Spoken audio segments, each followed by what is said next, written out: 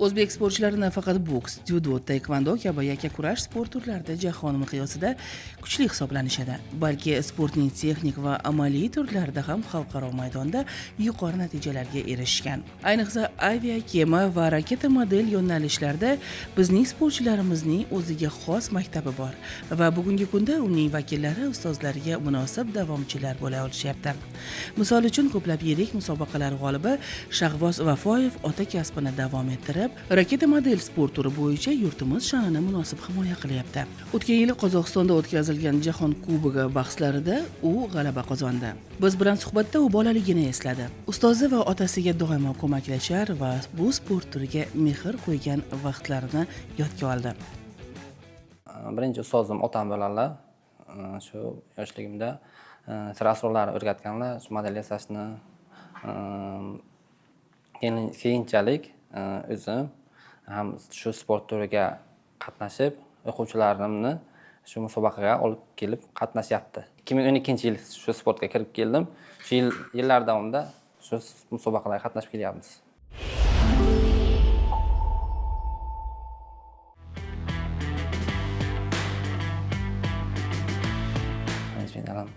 Yo'q, esimda emas. Esimda emas, lekin to'g'risi.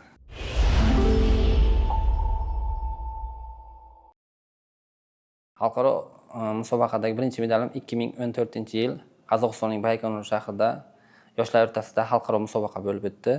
O'sha musobaqada birinchi o'rin egallab kelgandim. Albatta, o'sha vaqt hali yosh edim. Birinchi xalqaro musobaqam juda ham men uchun quvonarli edi. O'sha vaqtda birinchi o'rin egalladim, ham pedestalda chiqdim, medal, kubok bilan taqdirlandim. Madhiyamiz yangradi va juda ham quvonarli bo'lib o'tgandi. Avia modellashtirishning bir qismi bo'lgan raketalarni modellashtirish o'ziga xos sport turi bo'lib, ko'plab yoshlar uchun qiziqarli va uning mohiyati samolyot, planer, vertolyot raketalarni loyihalashdan iborat. Bundan tashqari ishtirokchilar tezlik, masofa va yuksak mahorat bilan parvozda modellarni nazorat qilishda raqobatlashishadi. Bugungi avlod kattalarning go'zal an'analarini davom ettirgan holda har bir yirik bellashuvlardan g'alabalar bilan qaytishadi. Mudofaaga ko'maklashuvchi vatanparvar tashkilotining texnik va amaliy sport turlarini rivojlantirish markazi iste'dodlarni saralab olib, eng munosiblarni nufuzli musobaqalarda ishtirokini ta'minlaydi. Vatanparvar tashkiloti tomonidan sportning texnik va amaliy turlari turkumiga kiruvchi model sport turlari ham rivojlantirib kelinmoqda.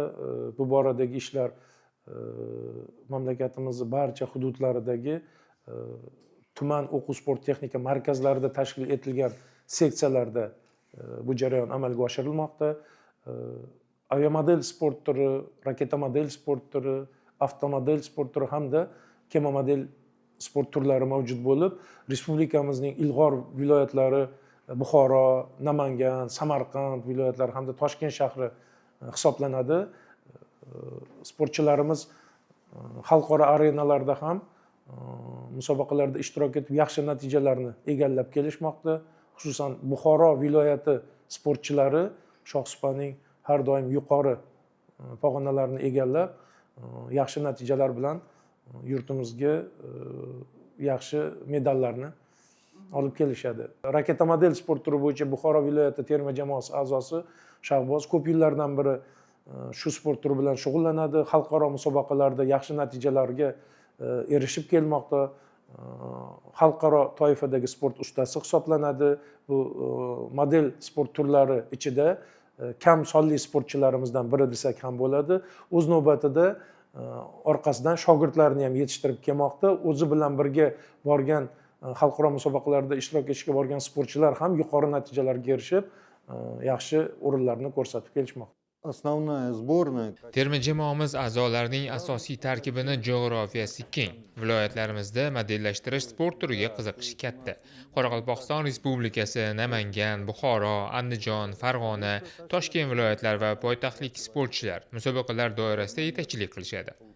Shu o'rinda Buxoro viloyati vakillari haqida to'xtalmoqchi edim. Ular startlarga doimo puxta tayyorgarlik ko'rib, shohsupalardan joy egallashga muvaffaq bo'lishadi. Shahboz Vafoyev ham nafaqat ichki, balki xalqaro startlarda yurtimiz sharafini munosib himoya qiladi. U umumta'lim maktabini boshlang'ich sinflarida o'qib yurgan paytlarda dadasi bilan musobaqalarga kelar edi. Yo'nalishimizga katta qiziqish bildirar edi va o'z modellarini yasashga kirishdi.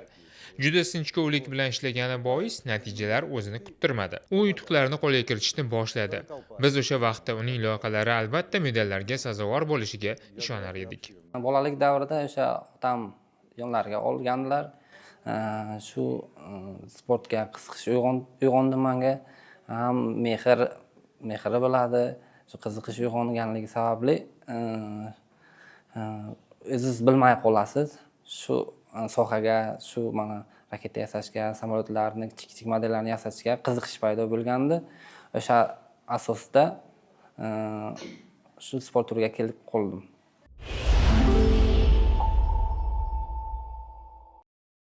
Aviamodel bilan raketa model alohida sport turi hisoblanadi. Aviamodelda samolyot yasaymiz ko'proq, raketa modelda tushunarli raketa yasaladi. Biz yoshlikdan o'sha boshlagan vaqtim xona aviamodel sport turiga qiziqishim paydo bo'ldi. O'sha sport zalda uchadigan samolyotlar yasadik. O'sha musobaqalarga borib qatnashdim.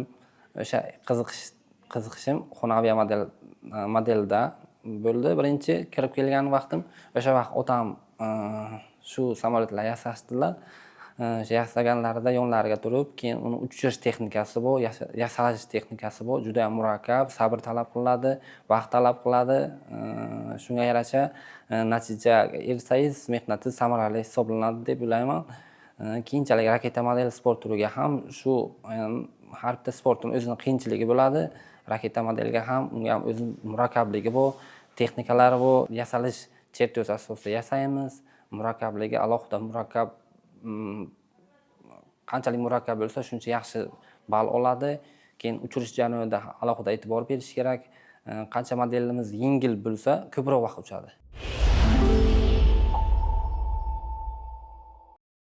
Bizda musobaqamiz 3 ta tur bo'ladi.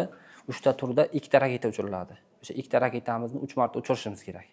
Har bitta turimiz 1 soatdan davom etadi. 3 soat degani o'sha raketamiz uchgandan keyin raketamizni olib kelishimiz kerak. 3-tur uchirishimiz uchun.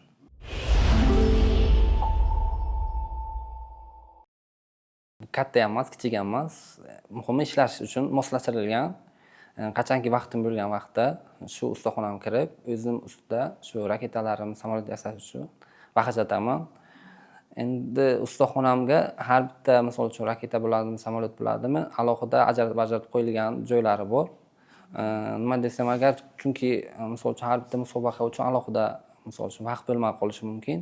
O'sha musobaqa tayyorgarlik ko'rish uchun o'sha kerakli joyga qo'yilganman. O'sha musobaqa uchun tayyorgarlik ko'riladi. Olib, samolyotlar bo'lsa samolyotlar ustida ishlayman, raketalar bo'lsa raketalar ustida ishlayman.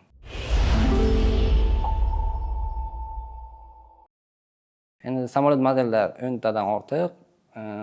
Endi xona aviamodel samolyoti, planer modellarimiz ham bor, katta, kichik, har xil samolyotlar bor. Yana raketa modellarim 100 dan ortiq raketalarim bor. Endi uchganlari bor, keyin yangi holatda taxlangan raketalari bor. Ular bu yilda bo'ladigan musobaqalarda qatnashamiz. Katta raketadan kichraytirilgan holatda raketalar yasash mumkin. O'sha raketalar chertyoz asosida yasaladi. U juda ham vaqt ko'p talab qilinadi. Yasash ham shunga qarab qiyin juda ham. Zamon bilan hamnafas sportchilarimizning sohalariga ham texnologiyalar joriy qilinib, bugungi kunda kopiya modellarini, turli xil qismlarini 3D printerda yasash mumkin. Ammo sportchimizning so'zlariga qaraganda, qo'l mehnati baribir hakamlar tomonidan yuqori baholanadi. Shu sababli ham shahboz iloji boricha barcha qismlarni o'zi yasashga harakat qiladi. 3D принтеры есть, что-то, какие-то детали. Yurtimizning har bir hududida texnik va amaliy sport turlari bo'yicha sport seksiyalari tashkil qilingan. Istagan bolalar u yerga borib, o'z imkoniyatlarini sinab ko'rishi mumkin. Bizda hozir 3D printerlarimiz ham bor. Sport modellarini kerakli qismlarini bolalar o'zlari yasashadi. Barcha imkoniyatlar yaratilgan va shogirdlarimdan munosib natijalarni kutib qolamiz. 3D printerda shu kompyuterda chizmalarni yuklaysiz. 3D printerda xuddi shu holatda raketa tayyor bo'ladi. Unda qiyinchilik kamroq bo'ladi. Bu raketamiz Ariane raketa hisoblanadi, amerikanskiy raketa. Bu chertyoz asosida yasaladi. Bunga yasash juda ham qiyin. vaqt talab qiladi, ko'proq vaqt talab qilinadi. Bu raketamiz murakkabligi jihati xuddi katta raketa uchganday, xuddi shunday uchiriladi. Buni motorlari bo'ladi, 3 bo'lakka ajraladi. Pastki qismi, o'rta qismi, ikkinchi stupenni, uchinchi stupen bu yoqdan ochiriladi, bosh qismi ham ochiladi. Bu uchish jarayonida 100 metr, 150 metr balandlikda uchadi. Bu asosiy uchishi uchun dvigatel yordamida uchiriladi. Bu katta raketani kichraytirilganligi uchun stend bal qo'yiladi. Stend bal qo'yilgandan keyin uchish jarayoni bor. Uchish jarayonida har bitta detali ochilib tushishi kerak parashyut yordamida. Buni ichki qismi ham endi nima desam, yonmasligi kerak. O'sha uchun detallari mustahkam holatda bir-birini ketma-ketlikda ulab ketishi kerak uchgan jarayonda. Ikkinchi stupen, uchinchi qismi mana bosh qismidan parashyut yordamida ochilib tushadi. Mana parashyut ochiladi-da bu parashyut. Parashyut, mana bu yerdan parashyut bor. Bu parashyut yordamida tushadi. Chunki og'irroq, chunki yerga tushgan payt detallari titilmasligi uchun, ko'p zarar yetmasligi uchun yerga qo'yish uchun parashyut yordamida tushiriladi. Og'irligi uchun ko'p uzoq uchmaydi, uzoqqa borib uchmaydi, yaqinroqqa tushadi. O'sha yerga tushgan payt qo'lda ushlashga harakat qilamiz. Bular uzoqqa uchadi raketalar, chunki sababi juda ham yengil hisoblanadi. Yengilligi bu qog'ozdan yasalgan, qog'ozdan yasash mumkin, keyin sletgan materialdan yasash mumkin. Bu qog'ozdan yasagan raketalarimiz keyin yog'och yordamida, ba'zi yog'och yordamida yasaladi qanotchalari. Ichkari qismidan parashyut chiqadi. Bu 5 minut uchish kerak havoda. Maksimum bu raketamiz ko'proq uchib, undan ham ko'proq uchib yerga qo'ymasligi mumkin. Biz topib kela olmaymiz, ochiq joyda bo'ladi, cho'lda bo'ladi. 10 kilometr, 15 kilometr biz ko'rmagan darajada uchib ketadi. Tezligi shamol yo'nalishi bo'yicha uchib ketadi. Yerga tushmasdan havoning issiqlik oqimi keldiki, raketamiz ko'proq uchadi. Ko'proq raketamiz topilmaydi, chunki g'alaba qozonish oson emas. Parashyut yasash uchun bizga lavsan salafan paket kerak, salafan kerak bizga. Buni bizda topish iloji yo'q, o'sha chet davlat Rossiyadan olib kelinadi zakaz asosida. Bunday modellarim hozirgi kunda 100 dan ortiq uchirilganlari bor. Keyin yangi yasalib qo'yilganlari bor. Keyingi o'sha musobaqaga qatnashish uchun yangi modellarimizni ishlatamiz. Belarus davlatida bo'ladi musobaqamiz, xalqaro musobaqa. Keyin Rossiya davlatida bor musobaqalarimiz. Qirg'iziston davlatida musobaqamiz bor. O'sha Qozog'istondagi Baykonur shahridagi xalqaro musobaqamiz ham bor bu yilda. Ushbu sport turi insondan katta sabr va matonatni, mayda detallar bilan ishlashda mukammallikni talab etadi. Shahbozning medallar kolleksiyasi katta. Har bir sovrinning ortida esa yillar davomida charxlangan iste'dod va mahorat yotadi. Oldinlari medallarim sanab yurasdim. 50 ta 60 tagacha edi. 4-5 yildan beri sanab qo'ymadim, chunki juda ham ko'payib ketdi. 100 dan ortiq desam bo'ladi medallarim. Xalqaro musobaqa ko'proq chiqib kelyapmiz. Xalqaro musobaqada o'rin olsangiz, baribir yurtimiz bayrog'ini ko'tarsangiz, mana bu g'urur, faxr bag'ishlaydi. Hamma medal ham o'ziga yarasha qiyinchilik bilan olinadi. Shunchaki olish iloji yo'q. Musobaqaga talashib tortishib, g'alaba qozonasiz. Bironta medalimni endi bir-biridan kam joyi yo'q deb o'ylayman. Yaqinda 2025-yil sentyabr oyida Qozog'istonning Baykonur shahrida Jahon Kubogi musobaqasi bo'ldi. O'sha musobaqada O'zbekiston sharafini himoya qilib, yurtimiz bayrog'ini yuqoriga ko'tarib keldik. O'sha Jahon Kubogi musobaqasida 2 ta birinchi o'rinni qo'lga kiritdim. Bu juda ham men uchun juda ham quvonarli hisoblanadi. Chunki bundan oldin musobaqalarda birinchi o'rin olganman, lekin bir nafar edi. Bu safargi musobaqada 2 ta yo'nalishda birinchi o'rin egalladim. S4A sinfida, S9A sinfida. Birinchi yo'nalish S4A sinfi mana raketa plan. Bu raketa planimiz balza yog'ochdan yasaladi. Mana bu raketamiz kichraytirilgan holatda qanotchalar yoyiladi, ochilgan holatda. Bu holatda mana shaxtada qo'yilgan vaqtda yuqoriga parvoz qilinadi. Dvigatel yordamida, dvigatel ishlagandan keyin qanot ochiladi. Avtomatik motor yordamida uchadi raketamiz. S4A sinfi bu. Bu S9A sinfi rotor deyiladi. Vertolyotga o'xshab pastga qarab tushadi. Rezinchalari bo'ladi. Rezinchalarni bir-biriga o'tkaziladi, qanotchalarni. O'tkazgandan keyin havoda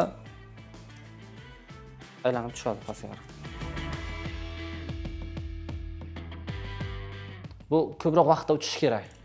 Qanotchalar ochiladi, bu avtomatik ochiladi. Raketaning ichkarisidan chiqqandan keyin avtomatik ochilgan holatda aylanib tushadi pastga qarab. Bizda maksimum vaqt 3 minut. 3 minutdan ortiq uchsa, o'sha maksimum 3 minut qo'yiladi. 180 ochko qo'yiladi.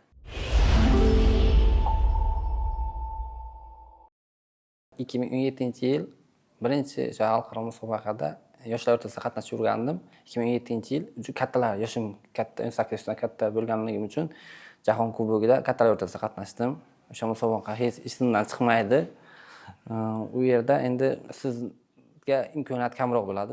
Hamma kattalar bo'lganligi uchun terma jamoa a'zosi sifatida bordik. Musobaqa qatnashdim. Birinchi kun birinchi musobaqa bo'ldi.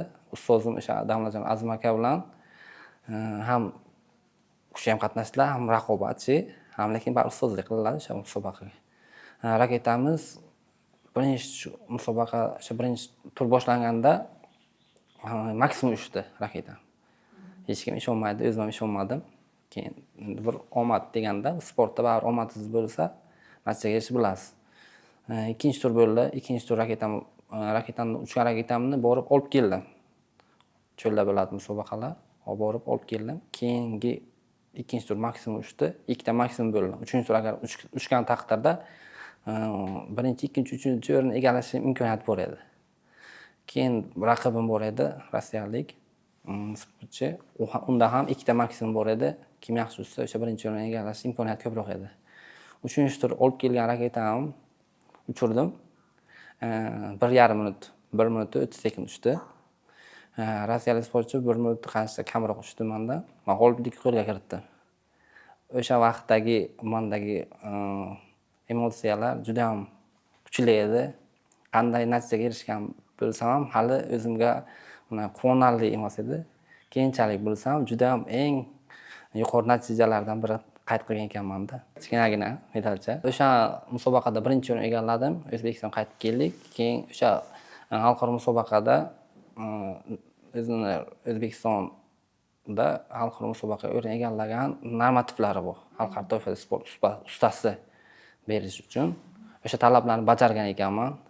2017-yilda birinchi o'rin egallagan bo'lsam, 2018-yilda hujjat topshirdik. Xalqaro toifadagi sport ustasi unvonini qabul qilib oldim. Bu medalim 2025-yil o'tgan yilda bo'lgan Qozog'istonda Jahon Kubogi musobaqasi bo'ldi.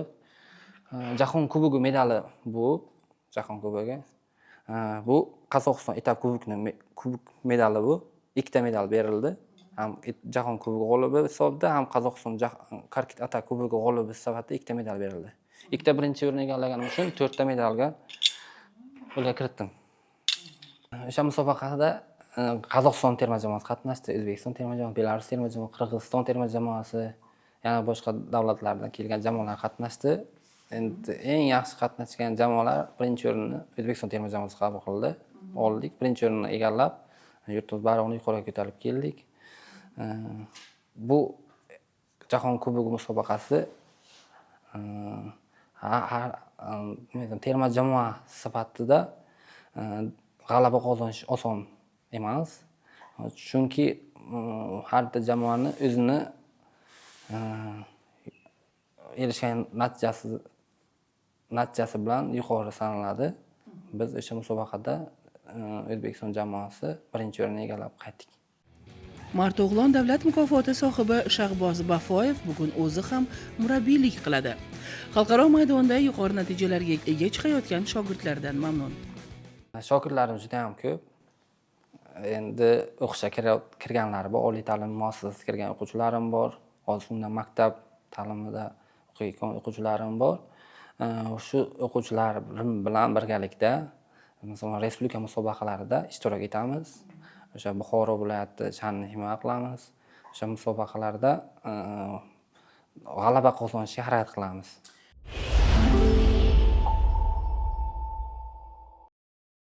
Sportchi bo'lish oson. Chunki o'zingiz uchun o'zingiz natija ko'rsatasiz va g'oliblik qo'lga kiritasiz. Murabbiy bo'lsangiz, ham o'zingiz uchun, ham sportchingiz uchun harakat qilishingiz kerak. Chunki sportchingiz qancha yutuqqa erishsa, sizni g'alabangiz hisoblanadi. O'sha uchun qiyinroq ozgina. Har bitta sportning o'zining qiyinchiligi bor. Keyin ustozni o'rgatish jarayoni ham bor. Keyin undan talab qilish jarayoni bor. Albatta, yaxshi natijaga erishish uchun ustoz tergaydi, kam bo'lmaydi deb harakat qiladi va natijaga erishishga harakat qiladi o'quvchisi. O'sha uchun biz ham o'rgatamiz, tergaymiz, joyiga kelsa, o'rin olgan payt ham o'zining yutug'i, ham ustozning yutug'i bo'ladi. Ustoz qachonki shogird ustozdan o'tmasa, ustoz emas. Men ham shu asosda ustozimdan o'tdim deb o'ylayman. Birinchi marta bu kishi bilan tanishgan vaqtim 2023-yil edi. O'sha vaqtda men yosh bola edim. Xona aviamodelida juda ham qiziqardim va birinchi o'rinim va birinchi medalim ham shundan bo'lgan. Hozirda esa raketa modelining S6A yo'nalishi bo'yicha yaxshi shug'ullanyapman. Bu yilda Belarusiyada, Rossiyada va Qozog'istonda bo'ladigan musobaqalarda tayyorlanyapmiz. Hozirgi kunda 40 dan ziyod modellarim bor. Ulardan S6A yo'nalishi ozgina ko'proq va S3A yo'nalishi ozgina kamroq.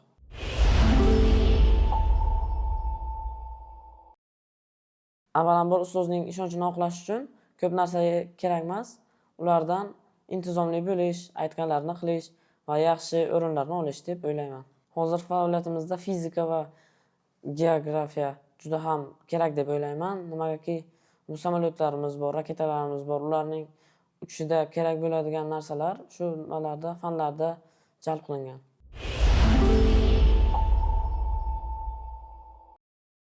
Orzusiz yashab bo'lmaydi. Mana ham shu, misol uchun, shu yillar davomida erishgan yutuqlarim bo'lsa, shu yutuqlarimni yanada ko'paytirib, raketa model sport turi bo'yicha jahon chempionati bo'ladi har 2 yilda bir. Shu jahon chempionatiga borib, yaxshi o'rinlarni olib, yurtimiz bayrog'ini ko'tarish niyatim bor. Qahramonimiz oilali, bir nafar farzandi bor. Sevimli faoliyatini kuzatgan rafiqasi ham aynan shu sport turiga mehri oshadi. U hattoki shahboz bilan bir musobaqada ishtirok etib, shohsupadan joy egallashga muvaffaq bo'ldi. Bu bilan turmush o'rtog'ini hayratga solgan edi. Oilada 4 ta farzandmiz, 3 ta opam, o'zim, hozirgi kunda ayolim bilan o'g'lim bor. 2024-yilda Xona aviamodel sport turi bo'yicha O'zbekiston chempionat bo'lib o'tdi. Shunda uylangandim. Ayolimni olib bordim musobaqaga. Musobaqa uchun emas, shunchaki aylanish uchun olib borgandim. Musobaqa qatnashish o'sha yerga borgandan keyin tug'ildi. Musobaqa qatnashdik. Shaxsiy birinchilikda musobaqa bo'ldi. O'sha musobaqada o'zim birinchi o'rinni egalladim. Ayolim o'zim kutmagandim, ikkinchi o'rinni egalladi. Musobaqada modellarimiz yasaladi. Modelni yasab olib boramiz. Chunki bir kun ichida yasalmaydi, vaqt talab qilinadi. Bizda da yutuq tomonimiz modellarimiz ko'pligi. Modellarimiz ko'pligi, keyin o'sha musobaqada ortiqcha modelimiz bo'ldiki, imkoniyat bo'ladi. Misol uchun, bitta jamoamiz ortiqcha model bilan qatnashib biladi. O'sha musobaqada modelimiz bor edi. Ayolim ham qiziqish paydo bo'ldi, men ham qatnashaman deb harakat qildi, o'zi intildi. Keyin o'sha musobaqaga qatnashdi. Endi musobaqa o'zini yo'liga-ku, misol uchun, lekin endi musobaqa jarayonida ham samolyotni uchirish kerak, texnikalari o'rganish kerak. Musobaqa jarayonida shunday kirishib ketdi. Musobaqada o'rin oldi. Hech kim kutmagandi. Mana o'sha vaqtda endi baribir xursandman, ichimdan tabrikladim. Endi birgalikda birinchi, ikkinchi o'rinlarni egallab keldik musobaqada.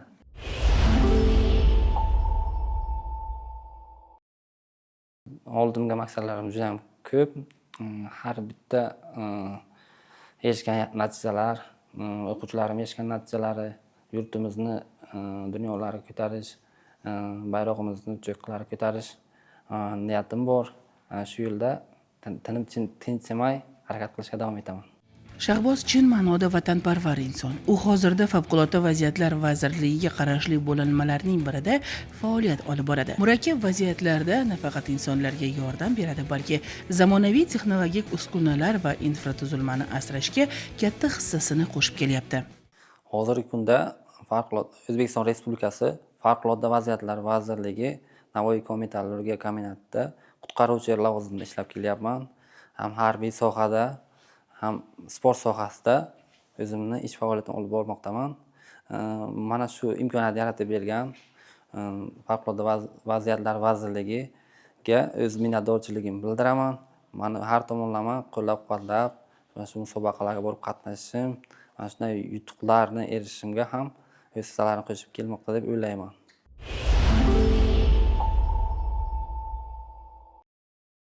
Albatta bu natijaga erishishimga eng katta hissani qo'shgan ota-onam deb o'ylayman.